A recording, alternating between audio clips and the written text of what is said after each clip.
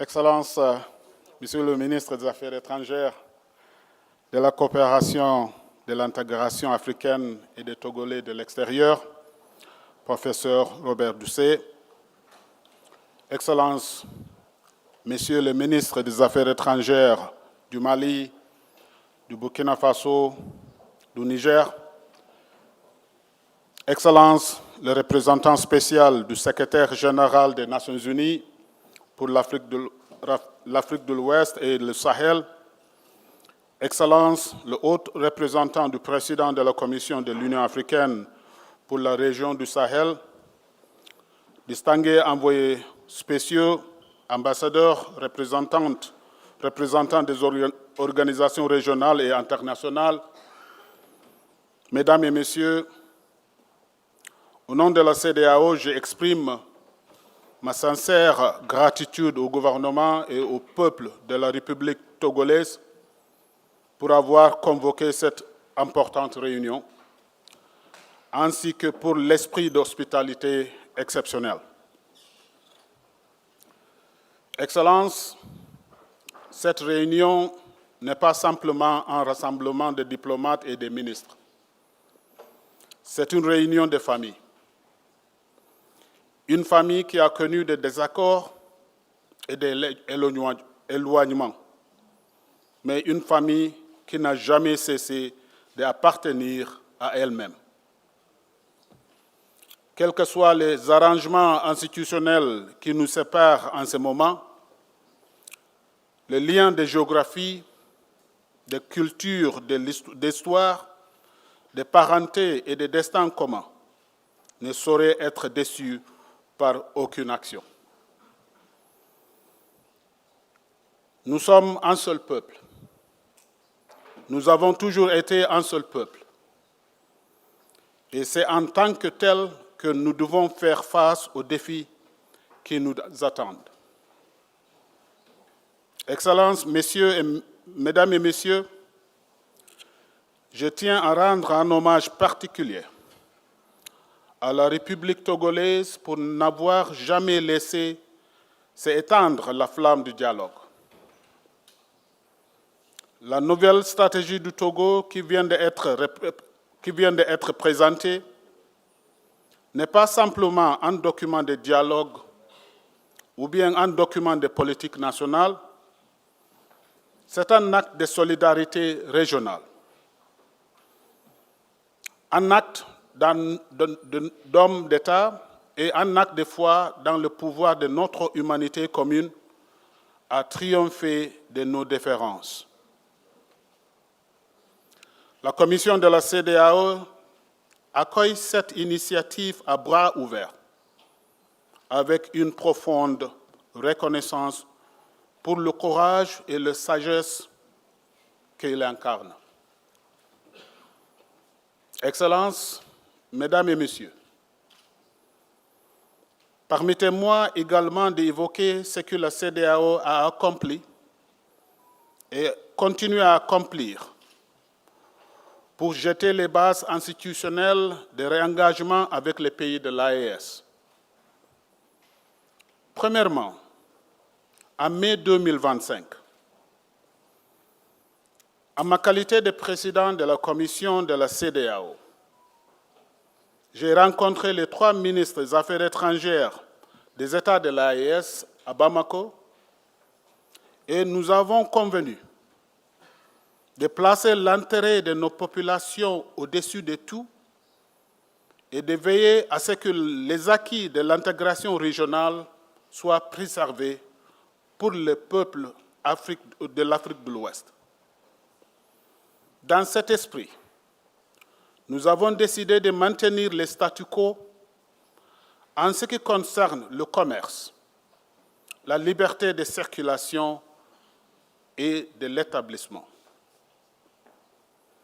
La CEDEAO a également salué et entraîné la décision des 3 pays de rester membres de la Banque de l'investissement et développement de la CEDEAO, BIDC, qui se trouve ici à Lomé, et du GIABA. Plus récemment, la conférence des chefs d'État et de gouvernement a pris une décision claire et délibérée. Établir un cadre structuré de dialogue avec l'Alliance des États du Sahel, ancré dans la nomination d'un négociateur en chef, doté d'un mandat défini. C'est-à-dire un mandat, ce mandat est sans ambiguïté, c'est-à-dire de mener par une diplomatie patiente, respectueuse et fondée sur des principes, un engagement stratégique soutenu avec l'AES sans aucune arrière-pensée. Il s'agit d'un processus visant à renforcer ce qui nous unit: la libre circulation de nos peuples, doctrine ancestrale de la région et de ses habitants, l'élargissement des opportunités économiques et le rétablissement de la paix, de la sécurité dans notre espace commun. Excellencies, ladies and gentlemen, I would be failing in my duty if I address this gathering without speaking frankly about the larger context in which all of this is unfolding. The world is changing rapidly, profoundly, and in ways that carry grave implications for our region. The architecture of multilateralism that we relied upon for decades is under severe stress.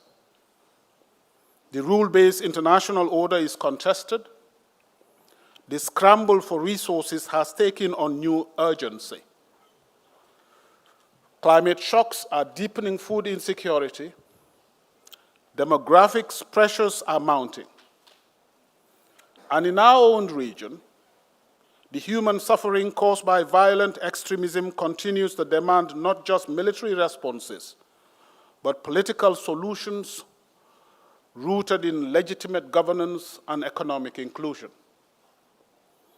In such a moment, the question before us is not simply whether our community survives this period.